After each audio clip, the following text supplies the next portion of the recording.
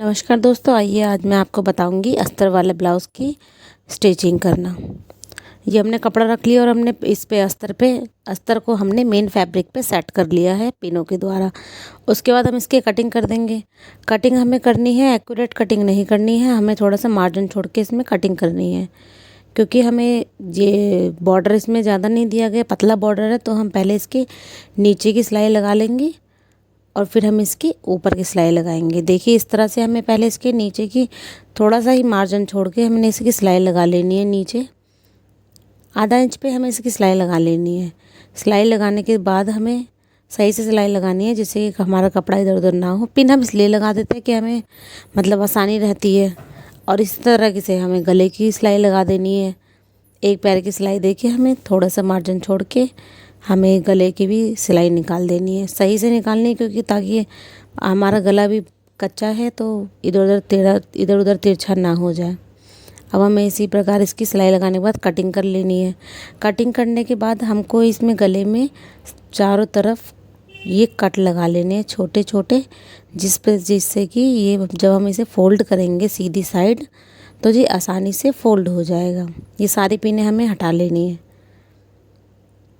इस प्रकार हम इसको फोल्ड कर देंगे। सीधी साइड से उल्टी साइड से हम इसे सीधी साइड में करेंगे। देखिए ये बिल्कुल अच्छा तरीके से और बिना किसी उससे कच्चा किए सुई धागों से हमने ये पूरा फैब्रिक पीछे का पार्ट हमारा तैयार हो गया। अब हम इस पे सिलाई लगा लेंगे। ऊपर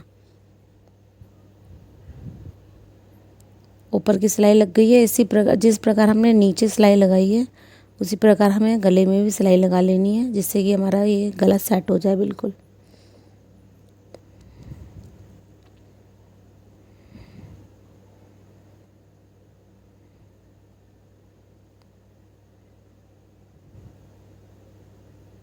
देखिए ये हमारी सिलाई लग गई है और ये देखिए कितनी सफाई। और ये एक्स्ट्रा कपड़ा अब हम जो भी एक्स्ट्रा पहले हम कच्चा कर लेंगे अच्छे से मशीन से, बड़ी चाल करके हम इसे कच्चा कर लेंगे। कच्चा करने के बाद जैसे हम इस साइड कच्चा करेंगे इसी तरह से हम इसके दूसरी साइड भी कच्चा कर लेंगे मशीन से ही। मशीन से कच्चा करने में इजी रहती है कि जल्दी जल्दी फटाफट कच्चा हो जाता है।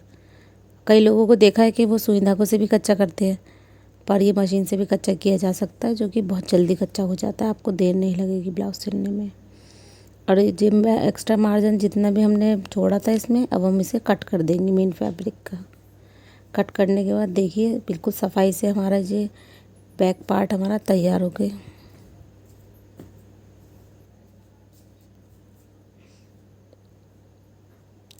अब ये आ गया हमारा फ्रंट का।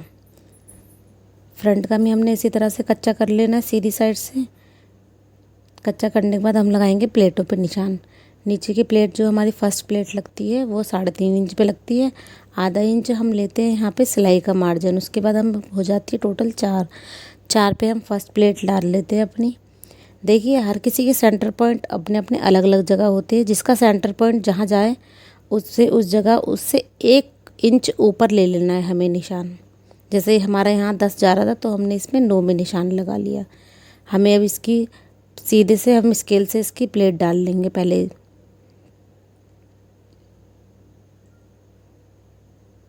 चौक से हमने निशान लगा लिया प्लेट का। इसी प्रकार हमें निशान लगा लेना है। निशान लगाने के बाद अब इधर उधर की हमें इसे पहले देख लेना है। जिधर हमने निशान लगाया इसी से अब 1.5 इंच में हम साइड वाली दोनों प्लेट डालेंगे। एक साइड में आएगी और एक फ्रंट में आएगी। ये भी हमें 1.5 इंच का निशान लगा लेना है और दूसरी साइड भी हमें 1.5 इंच का निशान लगा लेना है। और जो शोल्डर की साइड प्लेट डलती है उसमें भी हमें 1.5 इंच का ही निशान लगाना है। तीनों में हम 1.5 इंच का निशान लगा लेंगे। निशान लगाने के बाद हम स्केल की सहायता से इन लाइनों को कर देंगे।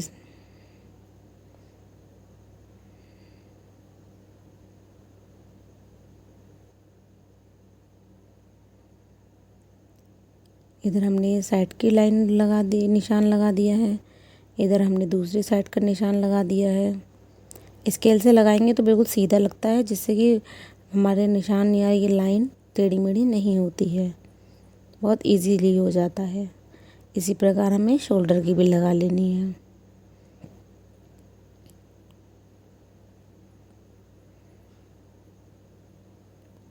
अब हम क्या करेंगे, जो हमारी ये फर्स्ट प्लेट जो थी नीचे से, जो सेंटर वाली प्लेट होती है, इसमें से हम 1 इंच इसे माइनस कर देंगे, गिरा देंगे। ऊपर वाली हमने 9 पे ली थी, अब हम इसे 10 पे कर देंगे, जिससे कि ये गोलाई अच्छे से आ जाती है, फिटिंग बहुत अच्छी आती है इसके थ्रू। इन्हीं को अब हम सेकंड वाले पे ऐसे एक दूसरे के ऊपर रख के हाथ से इसे छाप देंगे, जिससे कि हमारे दोनों तरफ इक्वल प्लेटें आएँ। देखिए दूसरी साइड में निशान आ गया बिल्कुल सही। हमें अपनी तरफ से अलग से लगाएंगे तो देखो अलग अलग हो जाता है कभी कभी, और हम इस तरह लगाएंगे, छाप करके दूसरी साइड छाप देंगे तो वो बहुत आसानी से बहुत अच्छी तरह से लग जाता है। निशान लगने के बाद देखिए हम यहाँ पे तो पहली प्लेट जो होती है वो आधा इंच में पड़ती है, सभी को पता होगा फर्स्ट प्लेट आधा इंच में पड़ती है, और जो बिगिनर है उन्हें के लिए हम बता दें कि फर्स्ट प्लेट जो पड़ेगी वो आधा इंच में पड़ती है, और बाकी सारी जो प्लेटें होती है वो सब एक एक पैर पे पड़ती है, थोड़ा थोड़ा मार्जिन में। देखिए हमारी ये प्लेटें, देखिए इस तरह से हमने प्लेटें डाल दी है सारी, राइट एंड लेफ़्ट दोनों साइड के हमारे पल्ले बन के तैयार हो गए। अब जी हमने बैक साइड में भी निशान लगा दिया था चौक से, और इसमें प्लेट डाल देनी है हमें। बैक साइड में भी हमें आधा आधा इंच का मार्जिन देके अपनी सिलाई लगा लेनी है। इस प्रकार हमारे पीछे की भी प्लेटें देखिए एकदम सफाई से डल चुकी है प्लेटें। देखिए ना प्लेटों में कोई झोल आया है, ना ही प्लेटें अलग हुई है, एकदम इक्वल। अब ये पट्टियाँ लगती है, आपको पता है ब्लाउज़ में आगे एक होती है आई की पट्टी और एक होती है हुक की पट्टी। जी अस्तर वाली कपड़े के साथ, मेन फैब्रिक के साथ अस्तर, ये होती है आई की पट्टी जो कि बड़मा पट्टी लगती है, और जो दूसरी होती है सिर्फ अस्तर की पट्टी जो कि अंदर को फोल्ड हो जाती है। अब हम ये पट्टी लगाएंगे किस तरह से, जो हमने ये वो आई वाला पार्ट ले लिया है, साइड ले ली है, उसमें हम उल्टा ही कपड़ा रखेंगे उल्टी साइड से, और उल्टी साइड से ही पट्टी रखेंगे, और अब हम इसमें सिलाई लगा देंगे। इस तरह से हमें इसकी सिलाई लगा देनी है। सिलाई लगाने के बाद हम एक बार इसे ऊपर की सिलाई भी लगा लेंगे, और इसी तरह से हम दूसरी साइड, ये दूसरी वाली पट्टी जो है सीधी साइड से लगाएंगे। वो जो हमारी अस्तर वाली पट्टी जो होती है मेन फैब्रिक के साथ वाली, वो लगती है उल्टी साइड से सीधी साइड को, और ये जो दूसरी होती है सिर्फ अस्तर वाली, वो लगती है हमारी सीधी साइड से अंदर की साइड को। देखिए ये है हमारी हुक वाली पट्टी जो कि अंदर चली गई है, और ये है हमारी हाई की पट्टी जो कि हमने इसे कहते हैं बड़मा पट्टी, जो कि ऊपर की साइड लगती है, उल्टी साइड से सीधी साइड मुड़ती है। ये हमने दोनों पट्टी इस तरह से लगा दी है इसके अंदर। अब इसके बाद हम इसमें पहले शोल्डर जोड़ देंगे। आगे की साइड हमने जो शोल्डर जोड़ेंगे, हमने गले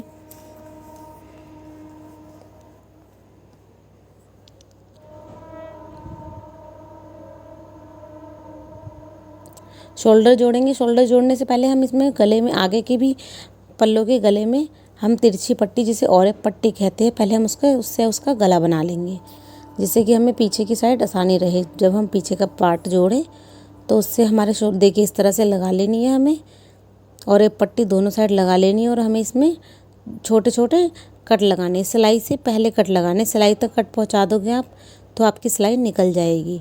और कट हम इसलिए लगाते हैं जिससे कि ये जब उल्टी साइड को फोल्ड करते हैं तो कोई झोल ना आए इसमें। अब देखिए हम शोल्डर किस तरह से जोड़ेंगे।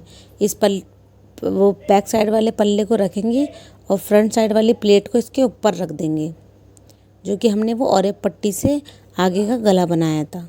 इसी प्रकार हमने दूसरा करा, और इसी प्रकार हमने दोनों शोल्डर जोड़ दिए। अब देखिए जब हम इसे ऐसे सीधा करेंगे तो हमारी कितनी अच्छी फिनिशिंग आ जाती है, कुछ भी धागे वगैरह नहीं निकल रहे होते, बहुत अच्छे से फिनिशिंग आती है इससे, ऐसा करने इस तरह से गला लगाने से। अब ये जो पट्टी जो हमारी बची हुई है, इसमें हमें बड़ी चाल करके या फिर आप बिना चाल के भी सिलाई लगा सकते हैं। इसमें पक्की सिलाई पर हमें तुरपाई करनी है तो हमने इसमें बड़ी चाल करके लगाई है। देखिए ये हमारे गले शोल्डर बिल्कुल इक्वली तैयार हो गए। शोल्डर तैयार होने के बाद देखिए हम लगाएंगे अब ये फिटिंग के लिए सिलाई। पहले हम सीधी साइड से इसे सिलेंगे, थोड़ा थोड़ा सा आधा इंच का मार्जिन लेके हम इसे सीधी साइड से सिल लेंगे। ऐसा इसलिए कर लेते हैं कि जब हम फिटिंग लगाएंगे तो हमारा ये धागे वगैरह होती है तो वो नहीं निकलते, बहुत आसानी से सिल जाता है। दोनों साइड हमें इसी प्रकार सिल लेनी है। सिलने के बाद देखिए हमने नीचे जो मार्जिन होता है, बैक साइड तो आपको पता है हमने फ़ोल्ड कर दिया था, लेकिन फ्रंट साइड में हमने पट्टी रखी थी एक्स्ट्रा, जो हमने आपको कटिंग के समय पे भी बताई थी। अब हम इसे फ़ोल्ड कर लेंगे। देखिए इस तरह से हमने ये फ़ोल्ड करनी है। नीचे से हमने दोनों साइड से हमने फ़ोल्ड कर ली है। अभी इसकी फ़िटिंग नहीं लगी है, लेकिन हमने सही वो सीधी साइड से हमने स्टिचिंग करी है बस इसमें। अब हम करेंगे फ़िटिंग का निशान, जो कि एक्यूरेट फ़िटिंग का निशान होता है, अब हम उसे लगाएंगे इसमें। ये यहाँ पे हमने अपना ऊपर चेस्ट का फिटिंग का निशान लगा लेना है पहले। फिर नीचे हमें देखिए ये है बढ़मा पट्टी, तो हम इस पट्टी को छोड़ के जहाँ से स्टार्ट होती है पट्टी वहाँ से लगाना है। 1 इंच छोड़ के फिर हमें निशान लगाना है। देखिए इस तरह से पट्टी छोड़ देनी है हमें, उसके बाद हमें इंची टेप रखना है और निशान लगाना है। ऐसे ही हमें कमर की साइड भी करना है। पट्टी छोड़ के वहाँ से 1 इंच और निशान लगा लेना है कमर का। पट्टी इसलिए छोड़ते हैं क्योंकि वो एक्स्ट्रा में होती है, तो हमारी फ़िटिंग लूज़ हो जाएगी अगर हम पट्टी भी साथ में ले लेंगे तो। और स्केल की सहायता से हमें इसकी फ़िटिंग का निशान अच्छे से कर लेना है। देखिए आपको दिखाई दे रहा होगा कि चौक इधर भी और इधर भी हमने पहले फ़िटिंग का निशान लगाया था कटिंग के समय पे, तब हमने हमारा फिर निशान अलग हो गया क्योंकि प्लेटें पड़ती है, हमने मार्जिन ज़्यादा छोड़ा था उस टाइम पे, इसलिए इसमें आगे के फ्रंट पार्ट में मार्जिन एक्स्ट्रा छोड़ते हैं क्योंकि बाद में फ़िटिंग इधर उधर हो जाती है निशान, क्योंकि प्लेटें पड़ती हैं तो वो कपड़ा कम हो जाता है, इसलिए हम इसमें मार्जिन छोड़ते हैं। इसी तरह से आ गया हमारा दूसरी साइड का फिटिंग का। हमने उस साइड बढ़मा पट्टी थी हमारी, तो हमने उस साइड मार्जिन छोड़ा था 1 इंच का। अब इस साइड हमें नहीं छोड़ना है क्योंकि इस साइड हमारी कोई बढ़मा पट्टी नहीं है, इस साइड अंदर ही फोल्ड हो जाती है। अब हम बताएंगे कि हमने जी नीचे पहले क्यों मोड़ ली थी। अब हम इसकी ऐसी फिटिंग कर लेते हैं तो इससे हमें ईजी रह जाता है पहले मोड़ने से, कि हमारा कभी को लूज़ हो तो बाद में तुरपाई करो, ये करो वो करो, इतनी झंझट नहीं रहती है। बस सिलाई करी और दूसरी वाली सिलाई हमें उधेड़ी और हमारा हो गया तैयार। अब आ जाते हैं हम बाजू की फ़िटिंग पे। देखिए हमने बाजू पहले तैयार कर ली थी, पर हमने निशान नहीं लगाया था। ब्लाउज़ के कपड़े को रखना है शोल्डर की साइड से और इसे भी इसी तरह से रख लेना और निशान लगा लेना। बहुत ईजी रहता है इस मेथड से करना, बहुत आसान रहता है। और हमें ये कटिंग कर लेनी है निशान लगा के। इस तरह से अगर हम जब कपड़े का शोल्डर का वो रखते हैं, शोल्डर रखते हैं बाजू के कपड़े के ऊपर, एक तो वो बिल्कुल सही आता है और दूसरा ज़्यादा नापने का झंझट नहीं रहता है। किसी किसी को नापने में आ जाता है और किसी किसी को नापने में नहीं आता है। मतलब कोई कोई होता है इंची टेप से कर पाता है और कोई कोई होता है अंदाज़ा। हम एक अंदाज़ा बता रहे हैं आपको, एक ईजी सा, एक सरल सा तरीका बता रहे हैं हम। अब ऐसे ही आधे इंच की आगे से गोलाई वो दे देनी है इसकी बाजू की, जो हम कटिंग देते हैं। अब हम इसकी इस तरह से पहले हम इसकी भी सीधी साइड एक्स्ट्रा धागा वगैरह जो हो वो हमें निकाल देना है। देखिए हमें इसकी सीधी साइड से सिलाई लगा लेनी। सिलाई लगाने के बाद हमें इसे उल्टा कर देना है फिर दोबारा से। इसमें भी सीधी साइड से सिलाई इसलिए लगा लेते हैं हम कि मतलब हमारे धागे वगैरह नहीं निकलते हैं।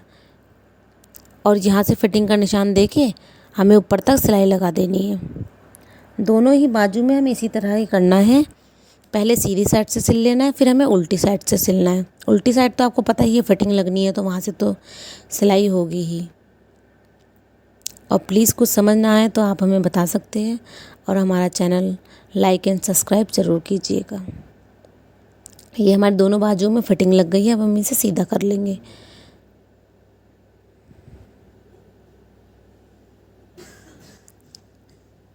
देखिए कितनी अच्छी फिटिंग आई है बाजू की।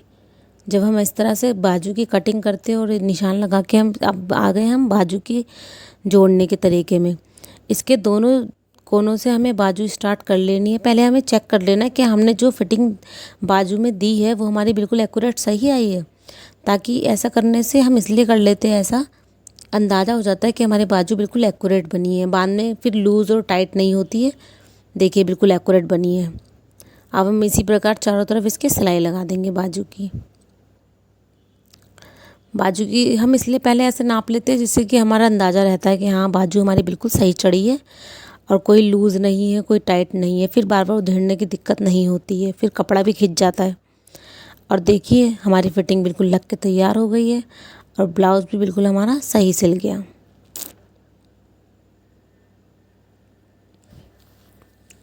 सारी प्लेटें वगैरह ब्लाउज़ वगैरह हमारा बिल्कुल सही सिला है। सबसे आसान तरीका है ये ब्लाउज़ का, ज़्यादा नापने की झंझट नहीं है, हम अपने अंदाजे से भी कर सकते हैं। और बाकी प्लेटें वगैरह हमने आपको बताई थी इसमें। लीजिए हमारा ब्लाउज़ बनकर तैयार हो गया। ये है बिल्कुल सिंपल ब्लाउज़ अस्तर वाला। धन्यवाद।